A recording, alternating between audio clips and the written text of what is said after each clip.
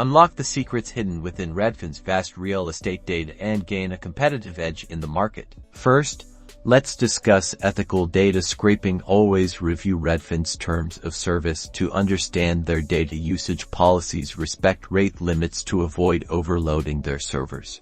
Choose your scraping method, from simple web scraping tools to coding in Python using libraries like Beautiful Soup or Scrapey. These libraries allow you to parse HTML and extract relevant details like property address, price, and square footage. Inspect Redfin's website using your browser's developer tools, especially the Network tab, to identify the API endpoints from which Redfin loads data. Utilizing these APIs can be a more efficient and reliable scraping method.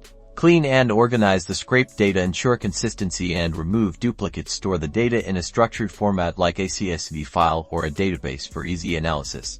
Now, analyze your data. Identify market trends, investment opportunities, or competitive insights within a specific neighborhood. Visualize the data using graphs and charts to better understand the real estate landscape. This information can be leveraged to inform investment decisions and assess market competitiveness.